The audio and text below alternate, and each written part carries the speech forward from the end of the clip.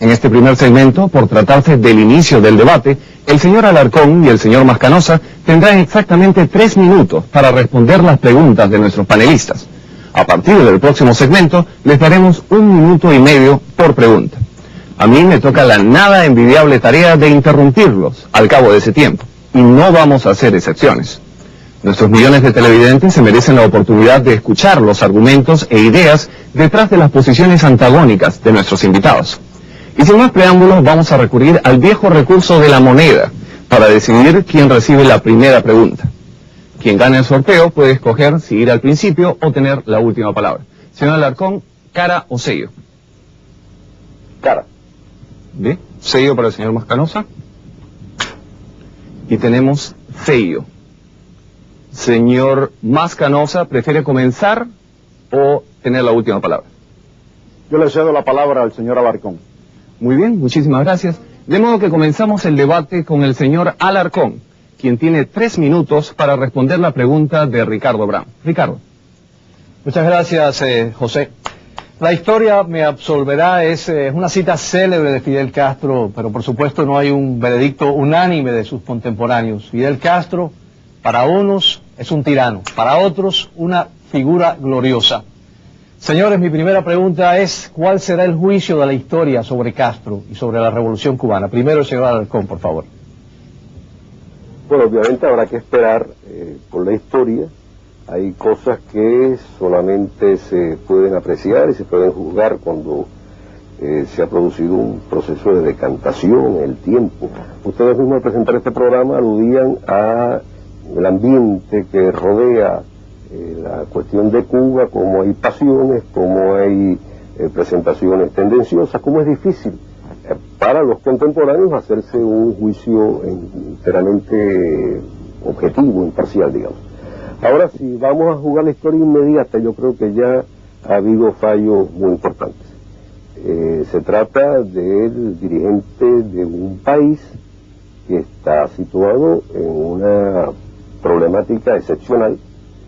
¿Qué país del mundo hubiera podido sobrevivir, resistir, pasar esta última jornada, estos últimos 5, casi 7 años ya de pérdida de sus mercados internacionales, de pérdida de los créditos, de haber visto caerse de un golpe sus principales nexos económicos internacionales y al mismo tiempo enfrentar una política de verdadera guerra económica multiplicada, intensificada, como todo el mundo sabe.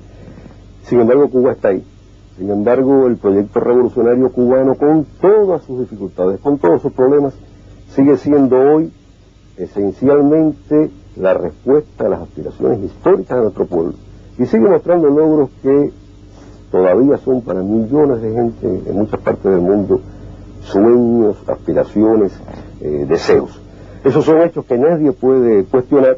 Creo que no solamente la entrevista que acaban de ver los televidentes, sino además el documental preparado por la CBS, que se presentó hace algunas semanas, en que no solo aparece Fidel Castro hablando con Dan Rader, sino además aparece el pueblo cubano hablando, aparece los contactos de él y de Rader con estudiantes, con campesinos, con trabajadores en muchas partes del país, indican que además de eso, en la actualidad, el juicio, en última instancia más importante que el de la historia, el juicio del pueblo cubano, de los hombres y mujeres que se afanan, que se esfuerzan, que se sacrifican, que luchan en este país, es un juicio sin la menor duda favorable. Creo que dije favorable un poquitico más rápido, pero son casi los 30 segundos que me advirtieron. Así es. Originalmente, señor Alarcón, esa señal de 30 que le dieron era para advertirle que dispone de otros 30 segundos hasta el final de su tiempo. Pero parece que ha culminado su idea, así que damos paso ahora al señor Jorge Mascanosa. Bueno, yo ante todo quiero agradecer a CBS Telenoticias la oportunidad de responder a esta bochornosa mentira que ha expuesto Fidel Castro en este documental. La vida de Fidel Castro, a la cual le quieren dar alguna dimensión histórica ahora con estos documentales, es una gran mentira. Como es una gran mentira también su obra de gobierno y su propaganda. Por eso hemos aceptado este debate, porque queremos que prevalezca la verdad. Y sabemos que estamos acompañados de Dios, de la razón, en este debate. Finalmente y al fin, creo que tenemos la oportunidad de podernos enfrentar cara a cara con los detractores de la nación cubana y responder así de frente a las 1000 calumnias e infamias que la dictadura de Castro ha derramado sobre la oposición política y particularmente sobre la Fundación Nacional Cubanoamericana y sobre mi persona. Yo espero que en este debate puedan hablar por mí los que no pueden hacerlo por ellos mismos. Que se escuche en el día de hoy la voz del hermano de la fe, Gerardo González, decapitado por una ráfaga de ametralladoras el 1 de septiembre de 1975 en la masacre de la prisión de Boniato. Que puedan hablar los 497 fusilados que perdieron sus vidas al estilo de Stalin en una sola noche fusilados en la causa del 30 de agosto de 1962. Yo ofrezco esta comparecencia mía a nuestros hermanos en la isla, que yo sé que arden en deseos justificados para enfrentarse a sus tiranos, como tengo yo la oportunidad de hacerlo hoy. También ofrezco este debate a las presas políticas cubanas, a las víctimas de Castro, entre ellos a mis propios hijos, que por este incidente político trágico en la historia de Cuba no pudieron nacer en la tierra libre de sus padres. Y para que el mundo sepa que los cubanos exiliados no llegamos a los Estados Unidos en busca de fortuna, sino para hacer uso de una libertad prestada que nos permita alcanzar la que necesitan todos los cubanos, la libertad de la patria cautiva que todos llevamos en el corazón. Muy bien, señor Jorge Mascanosa, muchísimas gracias. Ahora daremos paso a una breve pausa. Cuando regresemos enfocaremos el tema del embargo estadounidense hacia la isla. No se vayan.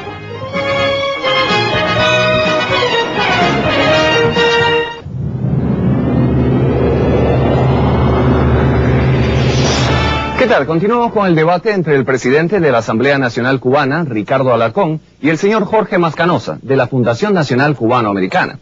Cada uno de nuestros invitados cuenta con 1 minuto y medio para responder las preguntas. La siguiente pregunta está dirigida al señor Mascanosa por parte de María Elvira Salazar. María Elvira. Señor Mascanosa, los exiliados cubanos son los que apoyan más el embargo norteamericano, pero son los primeros que lo violan. Se estima que unos 300 millones de dólares llegan a la isla todos los años provenientes de Estados Unidos. Entonces, ¿cómo se justifica mantener un embargo por la gente que más lo apoya pero que más lo viola? Es para el señor Mascanosa. Para el señor Alarcón, para terminar esta parte, la primera pregunta es para usted, la segunda es para el señor Alarcón. Señor Alarcón, según la Academia de Ciencias Soviéticas, Cuba recibió un subsidio de 120.000 millones de dólares en los 30 años de relación. Eso es 10 veces lo que recibió toda Europa después de la guerra. En esa época el comandante Castro se burlaba del embargo diciendo que los imperialistas no habían podido detener el avance de la revolución. Naturalmente que con esos niveles de ayuda era posible burlarse. Entonces ahora, ¿por qué se ha convertido en el gran culpable de los problemas económicos? Señora Mascanosa, comienza. Primero déjame decirte que el embargo no es contra el pueblo de Cuba. El embargo es contra el gobierno comunista de Castro. Y además el carácter humanitario del pueblo de Cuba y el carácter humanitario de los que dirigimos el proceso contra la revolución cubana, la revolución comunista, es precisamente un carácter humanitario. Por eso es que se permiten, y nosotros alentamos, que nuestros hermanos en el exilio le envíen a nuestros hermanos en la isla ayuda humanitaria consistente en medicina y en comida.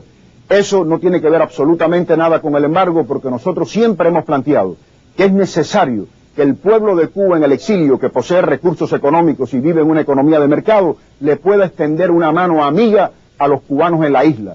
Lo que no queremos es que esa ayuda humanitaria pase por manos de Castro, porque él la utiliza precisamente para repartirla en el entorno y repartirla entre el grupito que forma la gran dictadura, que forma la nomenclatura, que forma la nueva clase. Por tanto, no es una violación del embargo y es consistente con el carácter humanitario de esta lucha que estamos desarrollando contra Castro.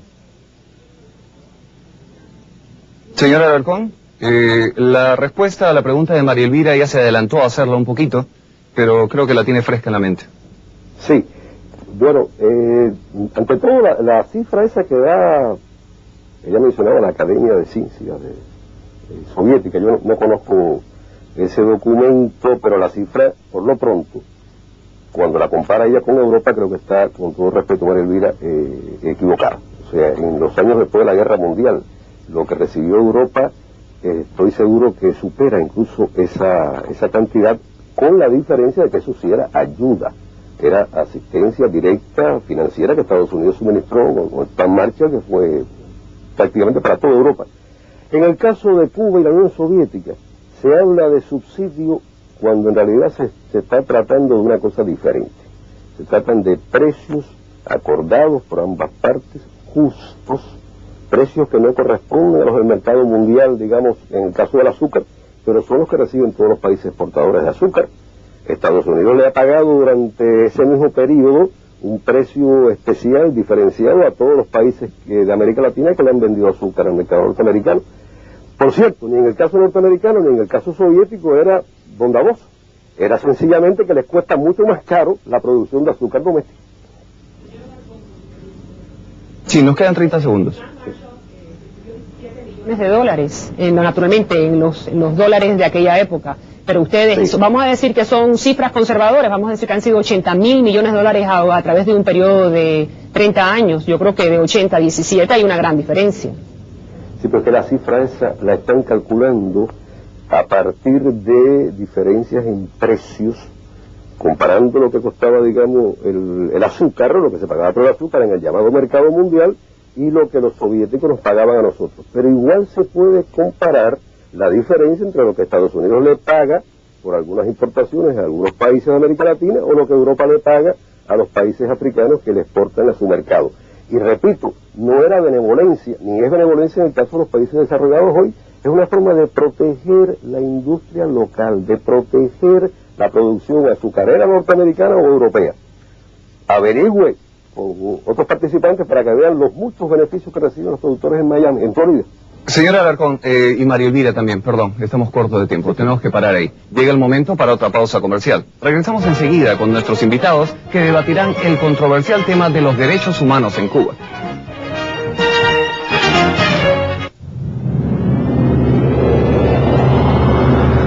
Continuamos esta hora de debate sobre la problemática cubana. Desde La Habana nos acompaña el señor Ricardo Alarcón, importante funcionario del gobierno cubano, y en Miami el señor Jorge Mascanosa, de la Fundación Nacional Cubano-Americana. La pregunta para el señor Alarcón está a cargo de María Elvira Salazar. María Elvira. Nuevamente vengo con usted, señor Alarcón, sobre los derechos humanos. Su gobierno dice que la oposición interna está controlada por Estados Unidos y por eso hay que aplastarla.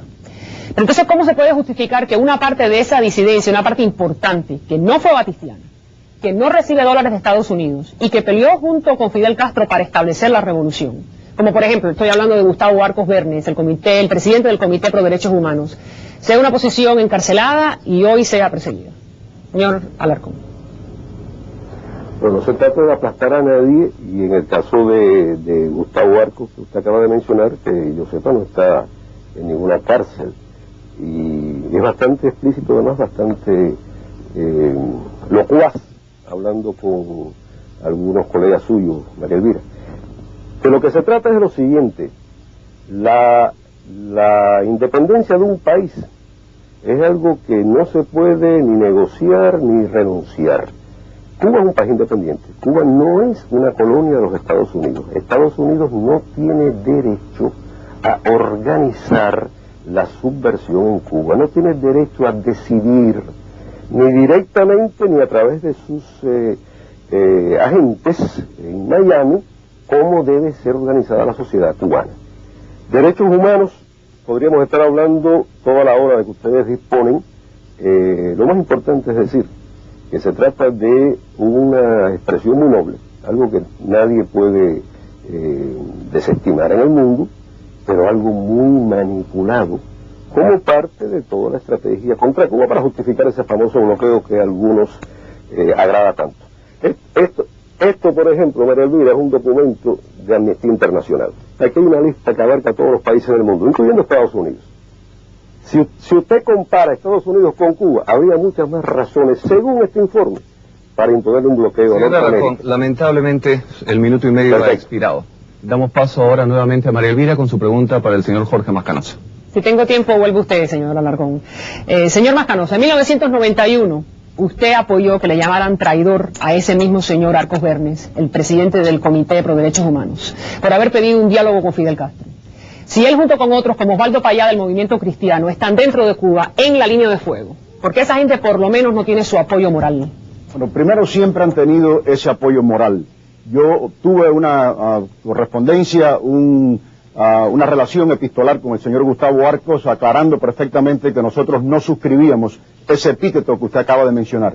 Yo creo tener una buena relación con el señor Gustavo Arcos, así que eso se refiere a otro personaje del exilio. Lo que yo sí quiero salir es en defensa de la oposición en Cuba, porque es insultante, totalmente insultante y ofensivo, que el señor Castro haya dicho en ese documental que a la oposición en Cuba se le paga. A la oposición en Cuba no se le paga. La oposición en Cuba defiende ideales de democracia, de no violencia, de derechos humanos, de transición pacífica e incruenta, de oportunidades para el pueblo de Cuba. Y a esa oposición democrática tratamos todos de ayudarla, como se ayudó a Fidel Castro en la Sierra Maestra cuando estaba luchando contra otra dictadura. Yo sí creo que tenemos que hablar de los derechos humanos, y tenemos que hablar, por ejemplo, del remolcador 13 de marzo, que fue hundido el 13 de julio y donde perdieron las vidas 23 niños. Una embarcación que fue embestida utilizando mangueras de agua con chorros tan poderosos que arrebataban a los niños del brazo protector de sus madres. Tenemos que hablar, por ejemplo, de la violencia, del asesinato a Luis Quevedo Remolina, cuyos testículos y rostros reventados a culatazos y protestas en regla se produjeron. Las palabras de la madre al hacer la denuncia fue muy breve. Su cuerpo estaba destrozado. Le rompieron la mandíbula a culatazos, le partieron la boca y le reventaron los testículos. De esos derechos humanos son de los que debemos de hablar en este programa. Muchísimas gracias, señor Mascanosa.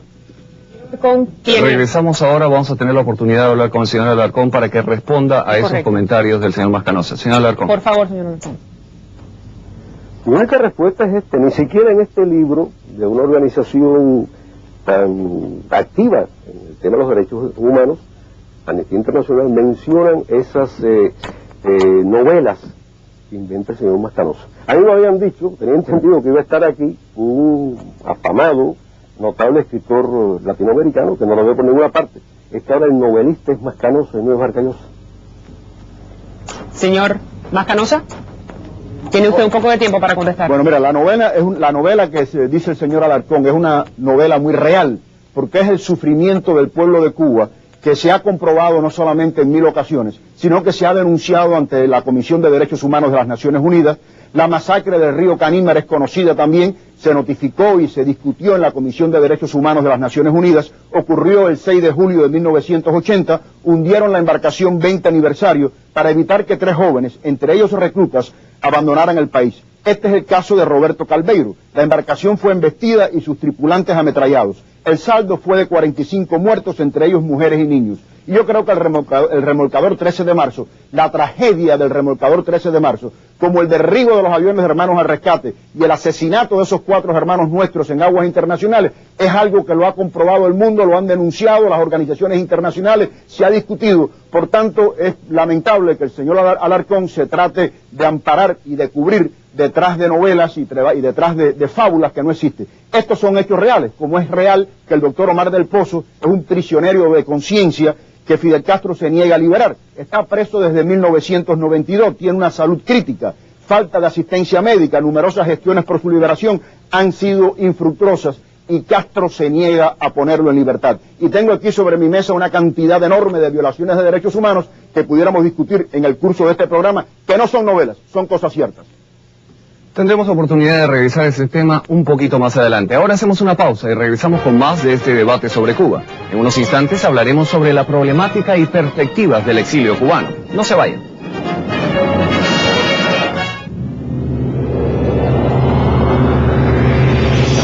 Hemos estado escuchando las posiciones antagónicas del señor Ricardo Alarcón, presidente de la Asamblea Nacional Cubana, y el señor Jorge Mascanosa, de la Fundación Nacional Cubano-Americana. Ahora le toca el turno a Ricardo Brown con su pregunta para el señor Mascanosa. Muchas gracias, José.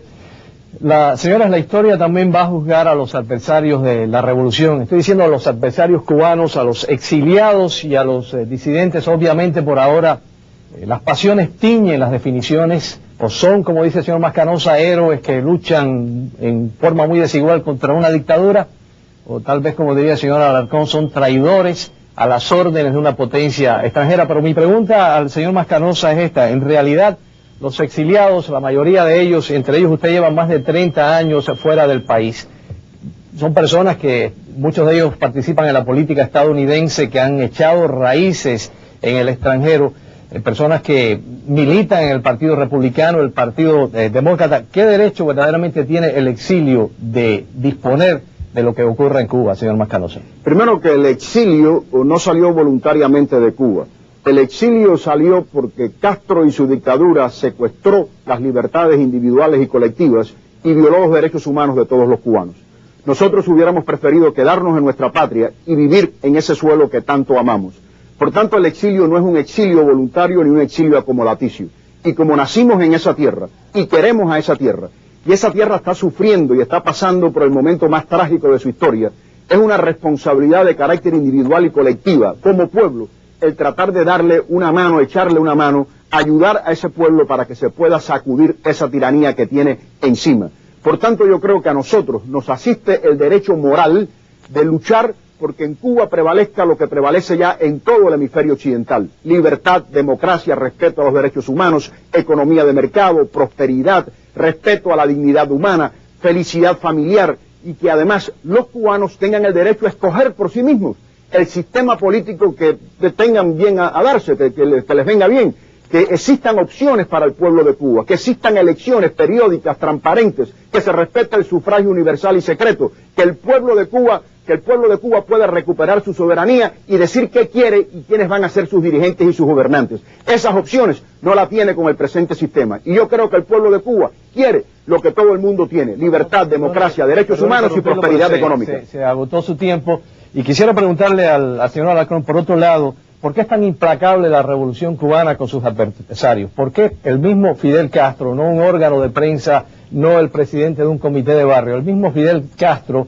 se ha referido a través de los años de sus opositores como gusanos, negándole hasta su condición humana? Y dígame, ¿hay en Cuba mítines de repudio donde el mismo Gustavo Arcos, por ejemplo, ha sido blanco, que multitudes amparadas por los órganos policiales se presentan en la casa a hostigarlo? ¿Existe eso en Cuba? Bueno, hace mucho tiempo que no recuerdo el último. Los mítines de repudio que más recuerdo en estos días son los que se han hecho contra Gonzalito Rubalcaba, contra Rosita Fornés, contra otras personas allá justamente en Miami. Pero mire, el término de gusano, que es cierto, Fidel Castro lo habrá empleado alguna vez y otros cubanos también. En primer lugar, aparece en nuestra historia, ante todo, empleado por José Martí, cuando se refería precisamente a las personas que, aunque hayan nacido en Cuba, no tenían fe en su patria y conspiraban o luchaban contra la idea misma de la patria. En cuanto a lo de ser implacables, creo que hay muchas pruebas de todo lo contrario, porque hay una masa de personas que se han opuesto a la revolución y que se encuentran viviendo en la ciudad de Miami.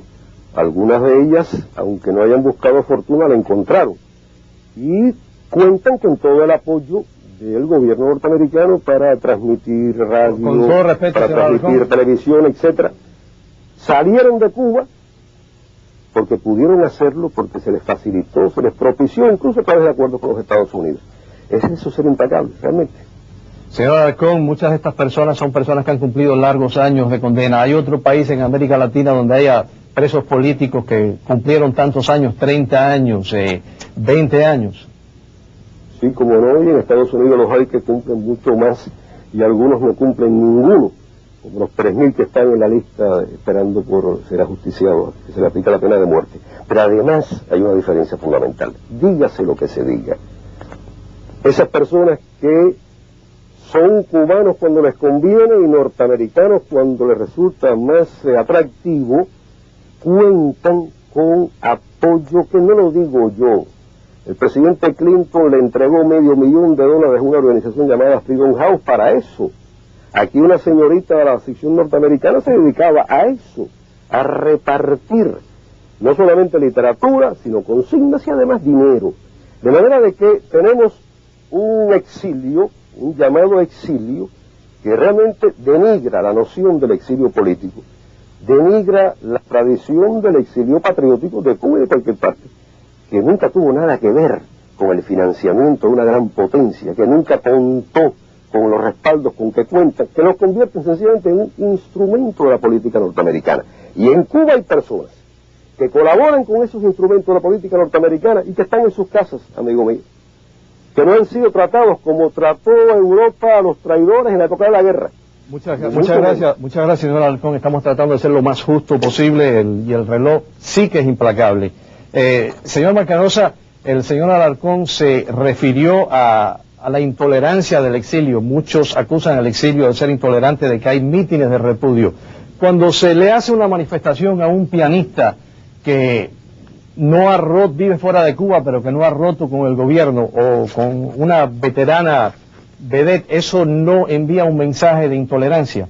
En lo absoluto, porque aquí en esta ciudad, por ejemplo, tienen programas de radios los alabarderos del gobierno comunista de Cuba, como el señor Aruca, que pasan los discursos de Castro, las peroratas del señor Alarcón, del señor Robaina, etcétera, aquí en Miami, y no le sucede absolutamente nada.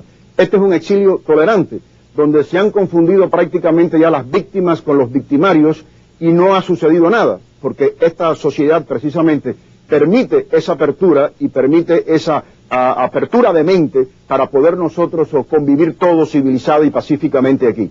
Lo que sucede con estos señores es que son víctimas que vienen a provocar al exilio cubano, y lo único que se hace es algo que se permite dentro de un sistema democrático, que son manifestaciones pacíficas que no ocurren en Cuba, porque los actos de repudio en Cuba son a palos, a pedradas, a empujones, agreden a los opositores al gobierno de Cuba, lo llevan a la cárcel, más tarde lo torturan, y muchos de ellos no pueden vivir sino bajo el acoso permanente y la hostilidad de las turbas que están no solamente inspiradas, sino autorizadas, legitimizadas por el gobierno de Castro. Yo quiero decir que el exilio es un exilio digno, es el exilio de Martí. Me insulta que hablen de Martí en Cuba, porque la revolución de Martí, cuando triunfó, no asesinó a sus víctimas, no asesinó a los vencidos. Castro llegó al poder, asesinó a los vencidos y proclamó una serie de leyes, no como él dijo en el documental, sino con carácter retroactivo, violando los derechos penales, constitucionales e individuales de sus víctimas. El tiempo se ha terminado, señor Mascanosa. Nuevamente nos toca hacer una pausa comercial.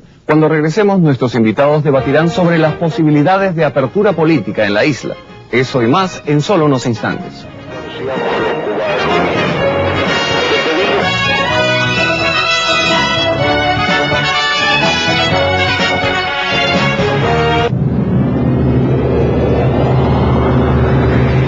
¿Qué tal? Y bienvenidos nuevamente a este debate sin precedentes entre importantes líderes del gobierno y el exilio cubano.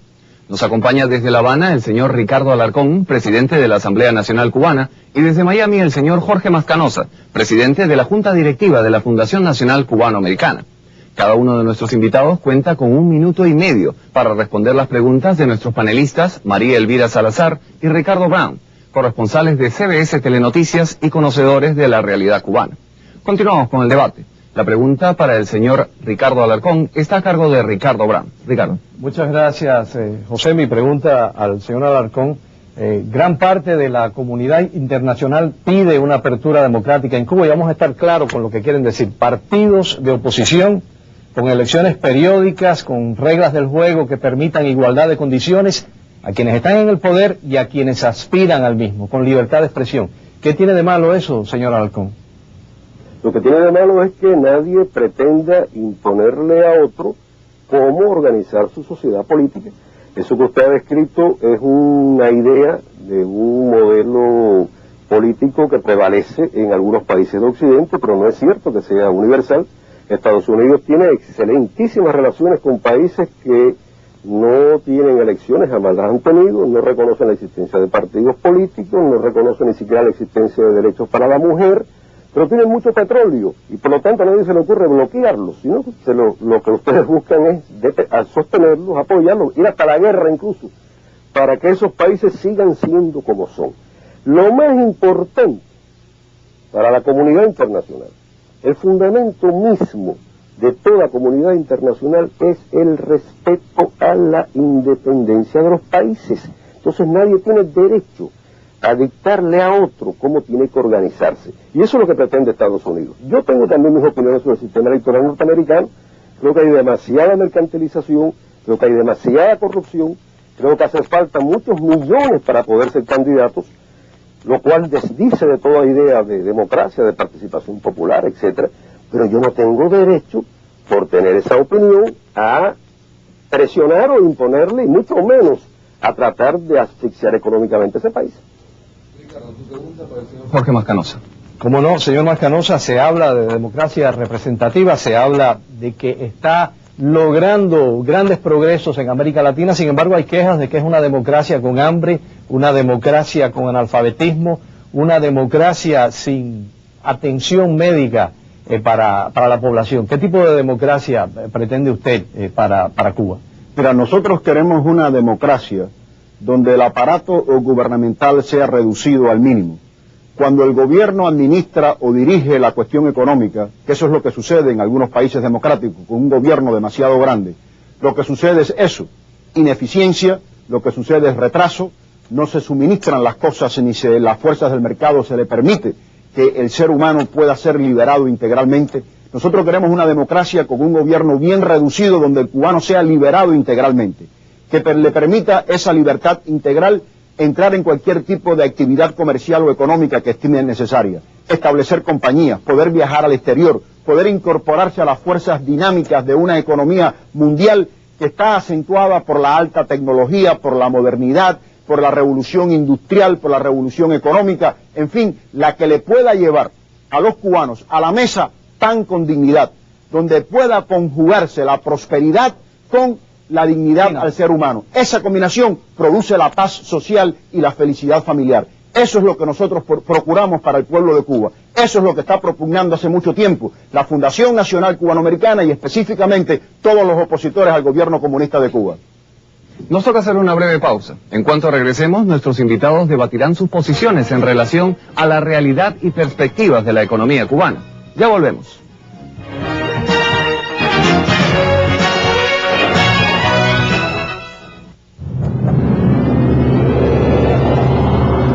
Seguimos con esta presentación especial de CBS Telenoticias. La siguiente pregunta para el señor Jorge Mascanosa está a cargo de María Elvira Salazar. María Elvira. Señor Mascanosa, hablemos un poco de economía, la economía cubana en este momento.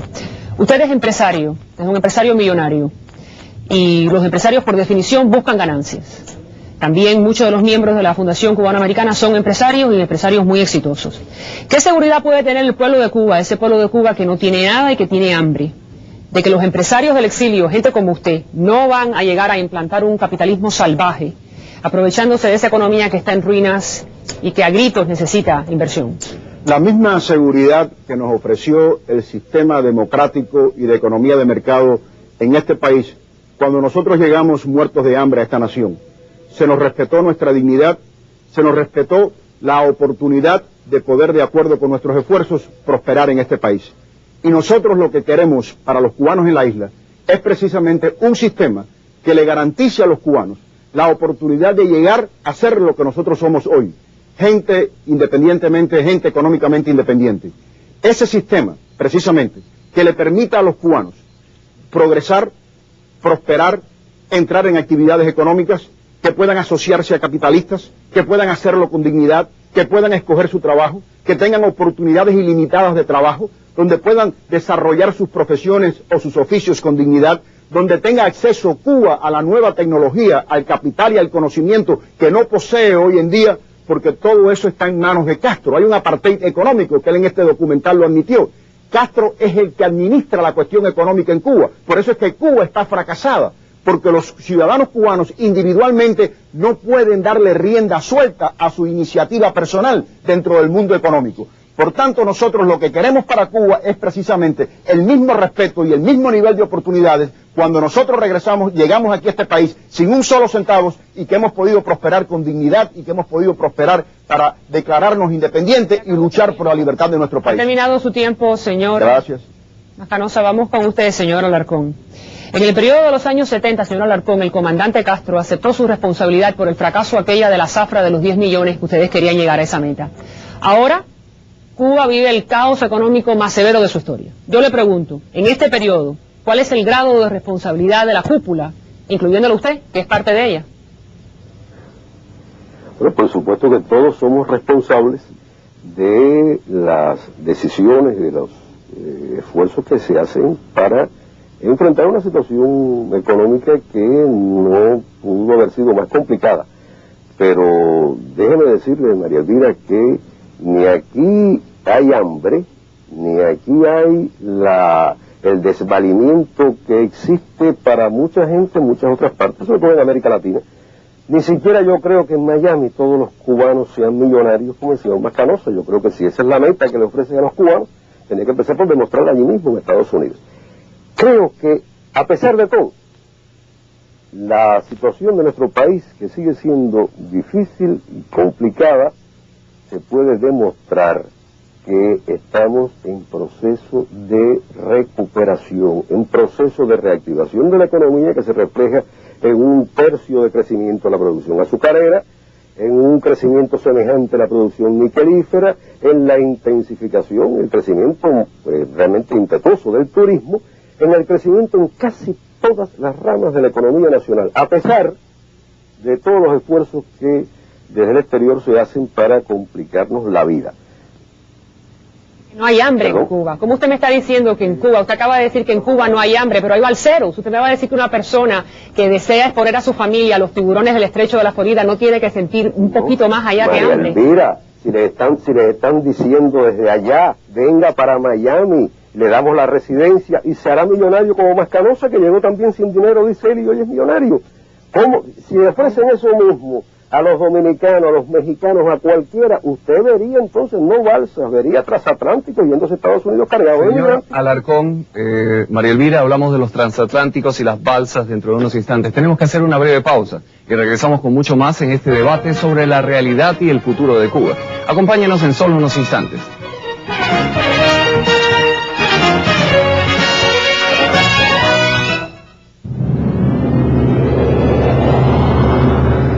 Hemos hablado del papel de Fidel Castro, el embargo económico a la isla, la situación del exilio, entre otros temas, en este encuentro sin precedentes entre uno de los principales funcionarios del gobierno cubano y uno de sus principales detractores en el exilio. Las posiciones de los señores Alarcón y Mascanosa no podían ser más divergentes. Queremos darles la oportunidad de que pasen de entrevistados a entrevistadores en igualdad de condiciones. Y queremos darle la palabra inicialmente al señor Mascanosa, ya que en el segmento anterior el señor Alarcón tuvo la última palabra. ¿Qué interrogante tiene usted sobre las posiciones que ha expresado el señor Alarcón? Bueno, primero yo quiero en cuanto a los balseros decir que considero que es insultante a los balseros decir que vienen aquí a los Estados Unidos a buscar dinero.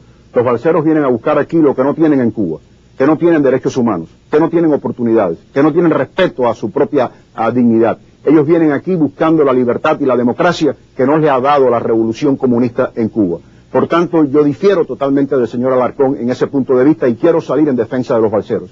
Yo quiero ahora preguntarle al señor Alarcón dos temas específicos, uno de derechos humanos y otro en relación con el odio, que fue lo que precisamente Castro explicó en este documental, esta gran mentira que dijo Castro en el documental. En cuanto a los derechos humanos, mi pregunta a Alarcón es ¿cuál es su reacción, señor Alarcón, ante lo siguiente?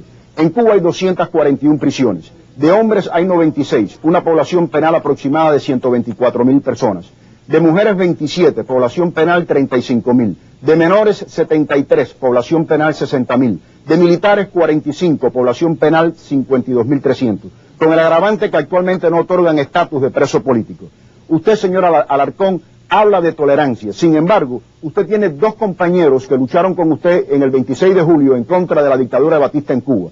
Una de ellas es Mary Martínez Ibarra, estuvo 14 años en prisión y está aquí en el exilio. El otro fue Pedro Ortiz Anaya, 14 años en prisión y murió al llegar a Miami de inflamaciones en los órganos a consecuencia de las golpizas. Tengo una pregunta después y un testimonio sobre el odio, sobre este carnet de los soldados cubanos en Angola, que en el curso del programa, si me dan la oportunidad, voy a hablar de cómo... Vamos a darle la oportunidad al señor Alarcón de que conteste esa extensa pregunta que usted le ha hecho. Señor Alarcón, por favor. Mire, efectivamente es extensa la pregunta y está cargada de punta a cabo de falsedades. El señor Mascanosa habla repitiendo la parte más vulgar de la propaganda norteamericana contra Cuba. En realidad ni siquiera los norteamericanos, su gobierno, se expresan con esa facundia inventiva que él desarrolla. Yo realmente creo que tengo que decir que básicamente lo que ha dicho son mentiras. En cuanto a los balseros, yo quiero decir lo siguiente.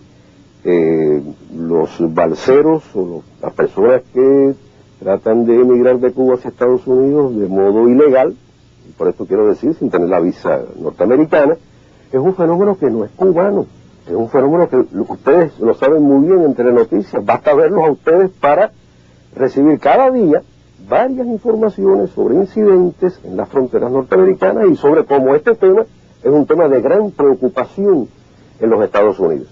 Aquí hay un problema esencial que deben decidir algunas personas.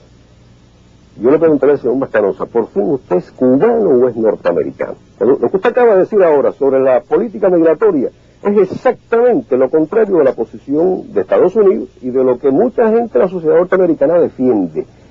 No es cierto que en Estados Unidos haya mucho embullo en este momento por atraer a cubanos o emigrantes latinos con las facilidades y con el atractivo del que gozaron algunas personas que en los 60 llegaron allá, disque sin dinero y que hoy son millonarios. Hoy la onda es exactamente la contraria. ¿De qué lado está usted? ¿De los que promueven la inmigración ilegal? ¿O del gobierno al cual usted debería alguna lealtad por ser ciudadano de ese país y preocupar algunos jugosos cargos administrativos en el mismo? Vamos a escuchar la respuesta del señor Mascanosa. Mira, mi lealtad es a los altos ideales democráticos, al respeto a los derechos humanos y a promover en Cuba las mismas oportunidades que disfrutamos los cubanos que vivimos en democracia fuera del país, porque en Cuba no la hay. Yo quiero decir que no es cierto lo que él se refiere, que el Departamento de Estado no ha hablado con la misma claridad y con el mismo énfasis que lo hemos hecho nosotros en materia de derechos humanos. Varios incidentes ocurrieron de violencia salvaje e innecesaria para detener cubanos intentando escapar a Estados Unidos. Tropas cubanas lanzan granadas y disparan armas automáticas. Al menos 3 murieron junio 26, 1993 y fueron sacados del agua con garfios de pesca, con pinchos. Esto lo dijo Robert Gerbart, subsecretario auxiliar de Estado, quien describió este comportamiento por parte de las autoridades cubanas como el más salvaje que él haya oído, peor que lo que pasó en el muro de Berlín. Y esto es consecuente con lo que ha dicho en este carnet aquí el gobierno de Cuba, institucionalizando el odio entre los cubanos. Este carnet me lo encontré yo en Angola en el año 1988. Estaba en el bolsillo de un soldado cubano llamado Casimiro Songo. Y para el señor Castro, quien dijo en este documental que él trataba de evitar el odio que tenía el pueblo de Cuba no tenía odio. Oigan lo que dice este carnet. El odio como factor de lucha, el odio intransigente al enemigo que impulsa más allá de las limitaciones naturales del ser humano y lo convierte en una efectiva, selectiva y fría maquinaria de matar. Nuestros soldados tienen que ser así. Un pueblo sin odio no puede triunfar sobre un enemigo brutal. El Che Guevara. Esto es lo que hace la revolución cubana. Eso es lo que promueve Fidel Castro y el señor Ricardo Alarcón. Señor Mascanosa, tenemos que hacer un alto de inmediato. Se nos están quedando una serie de preguntas en el tintero y nuestros compañeros se están mordiendo los labios por hacerlas. Vamos a pasar a una rueda de preguntas muy directas que les pediríamos respondan de la manera más breve y concreta posible. Vamos a dar inicio con Ricardo Brown y el señor Alarcón. Ricardo. Sí, muchas gracias, José. Señor Alarcón, usted se refirió a los emigrados dominicanos, colombianos, etcétera, comparándolo con los balseros, pero la verdad es que todas estas comunidades latinas en Estados Unidos, 1 millón de colombianos, varios millones de mexicanos, por lo menos 1 millón de dominicanos, tienen el derecho a regresar a su país cuantas veces quieran, tienen el derecho a organizarse políticamente dentro de su país. ¿Por qué los cubanos tienen que pedirle permiso al gobierno para regresar a Cuba? ¿Por qué un cubano que vive en Estados Unidos tiene que pedir un permiso especial al gobierno de Cuba para visitar el lugar donde nació? Bueno, lo que voy a decir que es cierto que ha habido restricciones en el pasado, pero también es cierto que en la actualidad hemos liberalizado al máximo posible esa política, con la instauración de un sistema, lo que llamamos vigencia de viaje, que es un concepto que existía antes de la revolución en Cuba, que permite a cualquier cubano, normalmente, cubanos que no estén en la conspiración antipatriótica, a sueldo de la CIA, etcétera, etcétera, un cubano emigrado puede regresar a su país cuando lo desee sin pedirle permiso al gobierno de Cuba. El problema ahora es si el gobierno de Estados Unidos lo deja. Es el gobierno de Estados Unidos el que le prohíbe la libertad para viajar a Cuba, el que le limita en su comunicación con sus familiares, el que le prohíbe enviarle ayuda monetaria con todo el respaldo de los proponentes de la ley Helms-Burton en Miami. Son los cubanos la única comunidad residente en los Estados Unidos respecto a la cual la autoridad federal se inmiscuye en sus relaciones familiares. Ustedes no saben cuándo un dominicano viaja a República Dominicana, o cuándo una persona de origen mexicano regresa a México, o cuando recibe a su pariente. Lo saben y lo restringen y lo controlan solamente de los cubanos. Es decir, que esa comunidad cubana, entre otras cosas, es víctima de una discriminación promovida por los que se llaman líderes de esa comunidad. Muchísimas gracias, señor Alarcón. Usted cuando dijo, ustedes no saben, espero que usted no crea que yo soy un miembro del gobierno de Estados Unidos, soy un periodista. Como periodista le hago esta pregunta al señor Mascanosa. Usted dijo que en Miami existe la tolerancia, se refirió a varios incidentes, el incidente del pianista Gonzalo Rubalcaba, el incidente de la bailarina Rosita Fornés. El hecho es que hubo cócteles molotov que fueron lanzados. ¿Hay intolerancia o no en Miami? ¿Y qué se pretende para una Cuba del futuro en que puedan regresar los exiliados? Absolutamente hay tolerancia en Miami.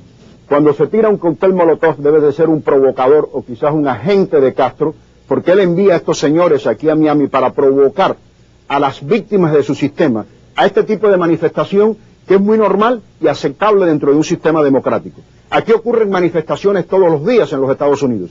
Ocurren manifestaciones pacíficas todos los días en el resto de los países libres del mundo. Con permiso de la policía, se llevan pancartas y se explican los puntos de vista. Eso es lo que ha ocurrido aquí. Aquí sí hay tolerancia, porque aquí por Miami transitan sin ningún tipo de problema alabarderos del gobierno de Castro, que vienen a provocar a las víctimas de Castro.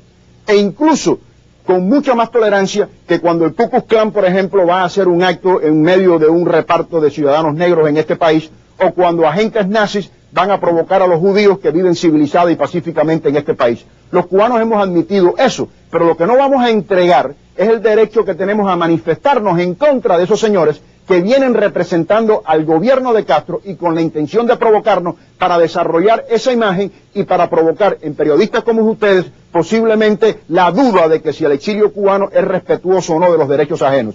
Nosotros sí lo somos, respetamos los derechos humanos, somos tolerantes y eso es lo que buscamos para Cuba. No como Castro, que dijo en este documental que solamente respetaba las críticas de los suyos. El tiempo ha terminado. Muchísimas gracias. Mis preguntas para ambos son muchísimo más sucintas. ¿Sí o no solamente, señor Alarcón? La respuesta que sea solamente sí o no. Si después de la muerte de Fidel Castro y si por la vía de las elecciones el señor Mascanosa llega a la presidencia de Cuba, ustedes que son, como bien dicen, grandemente democráticos, ¿usted apoyaría a ese gobierno que ha sido electo por el pueblo? ¿Sí o no? Al gobierno electo por el pueblo sí, pero no a un norteamericano que representaría un gobierno extranjero. La respuesta entonces, no. Señor Mascanosa. No, porque no es cubano. Bueno, primero, la ciudadanía mía cubana no es potestad ni de la Revolución Cubana, ni de Fidel Castro, ni de Ricardo Alarcón. Yo soy ciudadano cubano y lo llevo en el corazón. Lo que yo digo simplemente es que hay que llegar al poder por las elecciones libres, democráticas, sufragio universal y secreto, respeto a la voluntad popular, respeto a la soberanía, que los cubanos puedan escoger el sistema que estime conveniente a los gobernantes. Vamos con usted, señor Mascanosa. Una pregunta para usted, ¿sí o no? De la misma manera, si Fidel Castro sale de la escena política de Cuba y Ricardo Alarcón se convierte en el hombre hacia la transición democrática, ¿usted le diera toda su ayuda económica? La pregunta va más allá de un hombre. Tienen que darse las condiciones, las que acabo de describir. Si en unas elecciones democráticas, donde se respete la voluntad de los ciudadanos... Si el señor Alarcón se convierte en el hombre hacia esa democracia, ¿usted le diera su apoyo económico? Si se organizan los partidos políticos, tenemos oportunidad de manifestar nuestras ideas, tenemos los mismos accesos a los medios de publicidad. Sí, señor, sí lo hubiera. Si eso sí lo hubiera. Y sale en una elección libre y democrática el señor Alarcón, o el señor Juan Pérez, o el señor José Rodríguez, nosotros lo respaldaríamos. Sí, señor. Señor Alarcón, ¿qué es preferible? Solamente estas dos opciones, ¿qué es preferible? ¿Soberanía, como la que ustedes quieren, o que el pueblo coma, como en este momento no lo hace? Las dos cosas son posibles. Hay estados que tienen carencia de soberanía y carencias de alimentación para los pueblos. Y muchas enfermedades, María Elvira. En este momento, Cuba tiene uno y no tiene el otro. Específicamente Tenemos más tiempo en este segmento, lamentablemente. Estamos llegando casi al final del programa, seguimos prisioneros del tiempo. Cuando regresemos tendremos las declaraciones finales de nuestros invitados. No se vayan.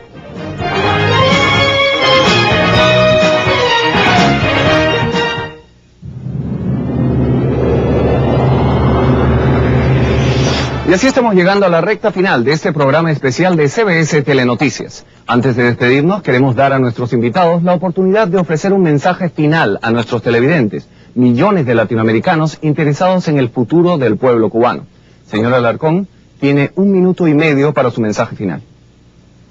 Millones de latinoamericanos escuchan CBS Telenoticias y se sorprenderían al escuchar a María Elvira Salazar hablar como de que Cuba es el único país de América Latina donde se pasaría hambre, como si esa fuera una situación que los demás países, los millones que ven este programa, no están experimentando. Es exactamente al revés.